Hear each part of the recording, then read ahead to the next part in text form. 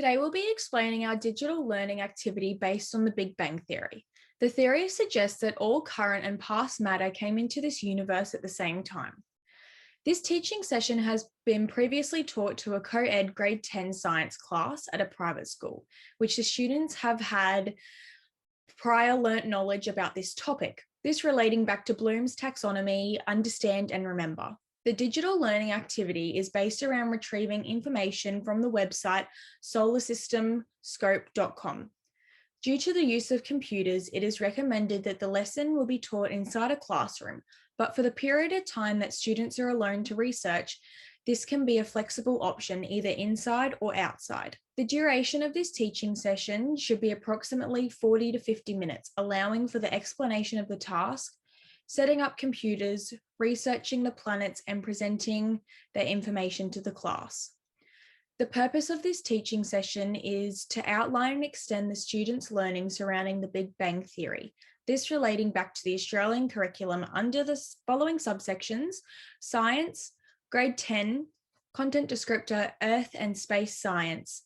The universe contains features including galaxies, stars, and solar systems, and the Big Bang Theory can be used to explain the origin of the universe. To ensure our students maintain and follow the year curriculum, we have taken direct information and evidence available on the Australian curriculum website to create our digital learning activity. The universe contains features including galaxies, stars, and solar systems, and the Big Bang Theory can be used to explain the origin of the universe, ACS EUB101 Scoodle. In addition with, the universe contains global systems, including the carbon cycle, rely on interactions involving the biosphere, lithosphere, hydrosphere, and atmosphere, ACS EUB189 Scoodle. This assignment offers a better understanding into the Big Bang Theory and the evolution of life. Students will be given a 20-minute rundown of the solar scope system. Solar Scope System is a free app that models the solar system, night sky with accurate positions in addition to factual evidence. It's an easy to understand app that offers students the ability to discuss and explore the universe on their own accord, beneficial for both visual and verbal learners, maintaining an equitable functioning classroom. So now we're going to be looking at when the students created their digital artifact. So this digital learning activity was based off the TPAC workflow, which is where technological, pedagogical and content knowledge are interwoven to create the most effective learning experience for students. The digital learning activity focuses on three main science inquiry skills, including questioning and predicting, evaluating and communicating. This activity has a large focus on student engagement and creativity, with the main goal of the activity being to encourage higher order thinking and evaluation of content that is not only understood by the student, but able to be applied.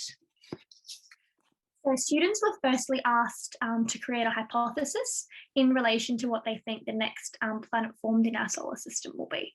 And they looked at characteristics of this planet that they think will occur, and the livability and sustainability of the planet, which links into the three-dimensional curriculum that Australia has.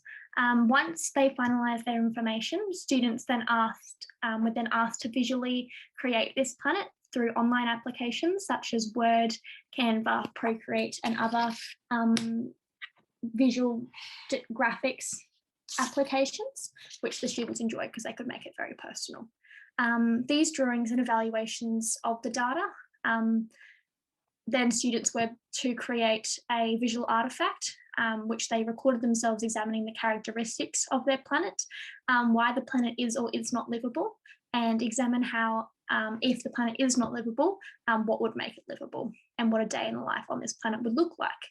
Students were very eager to start this task, as it enabled them to be creative, as there was a lot of personalisation and flexibility that meant students could put their own personal touches to the artefact and link to their own strengths and interests. So what we're going to look at now is a sample audio from one of our students and his creation of his planet that he thinks will be in our solar system next. So I will play that one now. The planet I have created is called Ceruleum. This word is the Latin word for blue. I believe the planet will look a deep blue colour due to the large amounts of methane gas it will contain. This planet will be a cold one due to it being the furthest away from the sun in our solar system. I believe the temperature of this planet will be approximately negative 230 degrees Celsius. The core would be a combination of silicate and iron nickel rock, the mantle containing water, ammonia and methane ices, and finally, the atmosphere will be made up of hydrogen, helium, and methane. So that was just an example of one of our students and their digital artifact that they created. I'm now just going to run through Bloom's taxonomy and how we use that in our activity. So in relation to understanding and remembering within Bloom's taxonomy, that was when we used our content and students looked at content knowledge and the application to get that sort of content understanding.